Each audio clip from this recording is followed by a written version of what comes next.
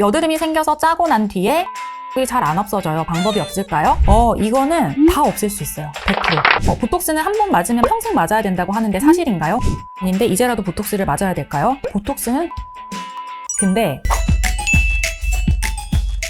네, 안녕하세요. 피부텐텐의 정한미입니다. 지난번에는 피부과 시술에 대한 Q&A 편을 한번 했었는데 또 하다 보니까 질문이 굉장히 많고 제 답도 길어져서 오늘도 2편을 준비를 했습니다. 그래서 피부과 시술에 대해서 여러 가지 궁금한 것들, 많이 물어봐 주신 것들에 대해서 제가 답변을 한번 해드려 볼게요. 보톡스는 한 번 맞으면 평생 맞아야 된다고 하는데 사실인가요? 못 끊는다던데. 네, 아닙니다. 보톡스는 그냥 원할 때 맞으면 돼요. 내가 맞고 싶을 때. 근데 한 번 맞으면 이게 내가 끊기가 어려운 거죠. 왜냐면 보톡스 효과는 맞으면 3에서 5개월 정도 지속이 되다가 효과가 없어지거든요. 그러면 맞고 나서 주름이 쫙 펴지고 좋았는데 그 효과가 이제 없어서 주름이 다시 생기면 내가 그걸 견디기가 힘들거든요. 그래서 내가 다시 찾아서 맞는 거예요. 그래서 이게 한 번 맞으면 못 끊는다 이런 오해가 생기는 건데 사실은 그건 아니고 내가 찾아서 맞는 거죠.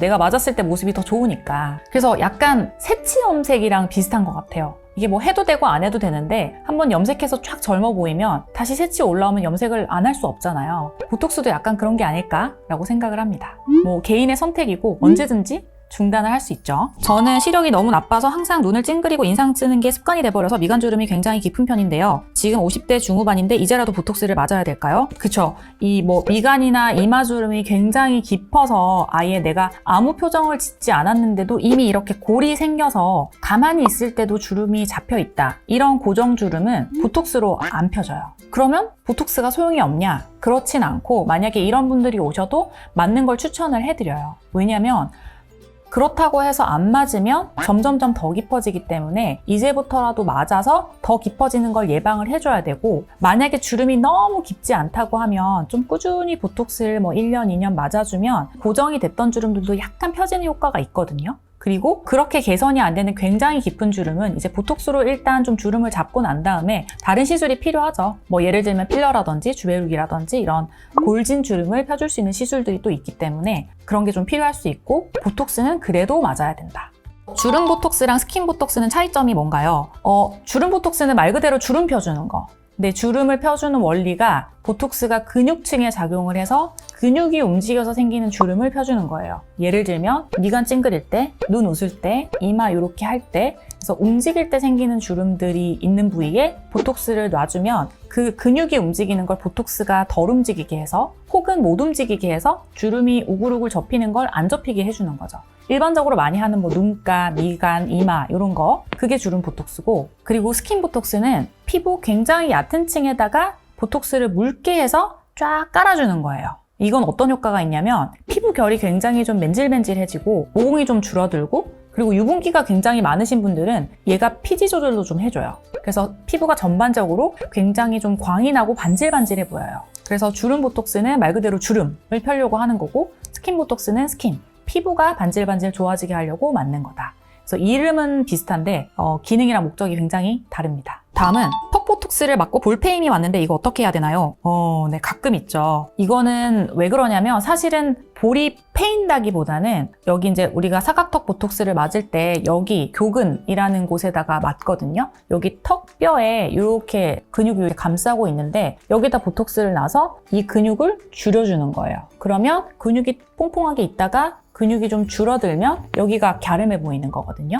근데 이제 이게 너무 많이 줄어들면 이렇게 생각하면 돼요. 우리 텐트를 만들 때 생각해보면 텐트 폴대를 세우고 거기에다가 이제 천을 덮잖아요. 근데 이 보톡스를 맞고 여기가 너무 많이 줄어든 게 이 폴대가 가라앉은 거와 비슷하다고 생각하시면 돼요. 그러면 폴대가 가라앉으면 겉에 천은 그대로 있는데 축 처지는 효과가 나잖아요. 걔랑 비슷해요. 그래서 이 근육이 높이가 어느 정도 있어서 얘를 이렇게 당겨주고 있다가 근육이 꺼지니까 얘도 같이 피부가 같이 슉 아래로 꺼지는 거거든요. 그래서 이거는 사실은 그냥 보톡스 효과가 없어지면 다시 근육이 돌아오면 돌아오는 거기 때문에 영구적으로 볼페임이 생기고 이런 건 아니에요. 시간이 지나면 돌아옵니다. 근데 굉장히 스트레스 받죠. 좀 퀭해 보이니까. 그래서 이런 경험이 좀 있으신 분들은 다음번에 시술을 할 때 선생님들께 좀 미리 말씀을 드리고 이런 경험이 있었다 말씀을 드리고 좀 미리 좀 상의를 하시는 게 좀 예방에 도움이 될 수 있어요. 빨간 여드름 흉터나 색소 침착, 까매진 흉터는 어떻게 없애는지 궁금해요. 이거는 다 없앨 수 있어요. 100%. 그래서 이런 자국들이 심하지 않으면 이런 자국을 좀 없애주는데 도움이 되는 화장품들, 저는 주로 비타민C 앰플 추천을 하거나 아니면 자국 없애주는 스팟 제품들 굉장히 많거든요. 그래서 그런 거 바르다 보면은 시간이 지나면 많이 없어지는데, 만약에 이런 자국이 굉장히 심하거나 아니면 난 좀 빨리 없애야 된다 이런 분들은 레이저 치료 받으시면 돼요. 그래서 한두 번 만에 확 다 없어지진 않는데 좀 꾸준히 1, 2주 간격으로 7, 8번, 10번 이 정도 받으면 많이 없앨 수 있어요. 다음은 여드름이 생겨서 짜고 난 뒤에 패이진 않았는데 붉은 자국이 잘 안 없어져요. 방법이 없을까요? 이건 붉은 자국에 대해서 물어봐 주신 건데 아직 패이진 않았다고 하셨잖아요. 근데 저는 이때 꼭 말씀드리고 싶은 게, 지금은 아직 패인 게 안 보이고 붉은 자국만 보인다고 해도 이게 시간이 지나면 패임이 생기기도 해요. 안 그럴 수도 있지만. 그래서 이런 붉은 자국이 있을 때 그냥 패임 없이 붉은기만 있네, 없어지겠지 라고 하시지 말고 좀 주의 깊게 잘 봐줘야 돼요. 그래서 만약에 조금씩 패임이 생기는 것 같다라고 하시면 그때 빨리 가서 치료를 받으시는 게 좋아요. 이게 왜냐면 흉터도 생긴 지 얼마 안 됐을 때는 똑같이 치료를 해도 금방금방 차오르고 잘 회복이 되거든요. 근데 그게 아니라 6달, 1년, 2년 지나서 아예 이제 흉으로 변해버린 흉터는 치료를 똑같이 해도 굉장히 오래 걸리고 어려워요. 그래서 여드름이 가라앉아서 얼마 안 됐을 때, 붉은기가 좀 남아있을 때 주의 깊게 잘 보시고, 만약에 패이는 게 보이는 것 같다라고 하시면 치료를 빨리 받으시는 걸 추천을 꼭 해드리고 말씀드리고 싶었어요.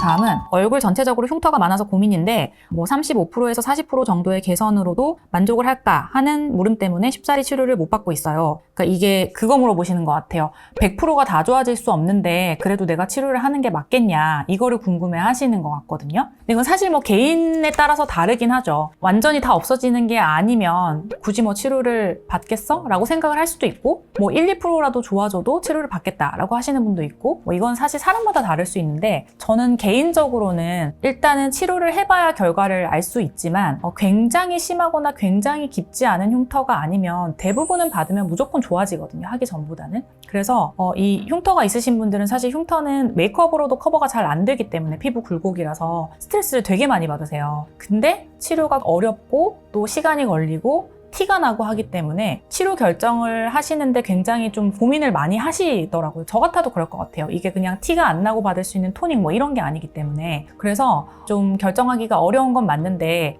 저는 그렇게 생각해요. 이게 흉터 치료가 받는 사람도 굉장히 힘들고 치료를 하는 사람도 굉장히 힘든 치료예요. 왜냐면 치료를 받는 분들 입장에서는 티도 많이 나고 붉은 자국이 생길 수도 있고, 또 받고 나서 며칠 동안 밖에 나가기 힘들 수도 있고, 그런 것 때문에 힘들어 하시고, 또 치료를 하는 입장에서는 왜 힘드냐면 굉장히 신경을 많이 써야 돼요. 대충 해서 치료 효과가 없기 때문에 어떤 여드름의 흉터의 모양이나 깊이나 그 사람의 피부 두께나 이런 거에 따라서 어떤 레이저로 골라서 어느 정도 에너지로 어떻게 얼마큼 쏠까, 이런 거를 다 머릿속으로 시뮬레이션을 하고, 또 그러면 그 다음에 도트필은 어떻게 할까 이런 거를 다 생각을 해서 해야 되기 때문에, 그리고 그게 정형화를 할 수가 없고 사람마다 굉장히 다르거든요. 그래서 시술하는 입장에서도 굉장히 힘든 치료가 맞는데, 근데 또 제가 여드름 흉터 치료를 권장을 해드리고 좋아하는 이유는 굉장히 정직한 치료라고 생각해요. 그래서 치료를 잘 받으면 받는 만큼 좋아지거든요. 그래서 흉터가 심하고 깊고 해서 컴플렉스가 있으신 분들도 용기를 내서 한번 치료를 받아보시고 좋아지는 걸 경험을 하면, 내가 반드시 100%를 다 없앨 수는 없다고 해도 분명히 하기 전보단 좋아질 수 있거든요. 그래서 용기를 잃지 마시라 는 얘기를 너무 길게 했습니다. 네, 다음은 여드름 흉터 치료할 때 레이저도 하면서 흉터 주사, 약물 도포, 도트필 여러 가지를 한꺼번에 하면 자극이 많이 되지 않나요? 자극이 되죠.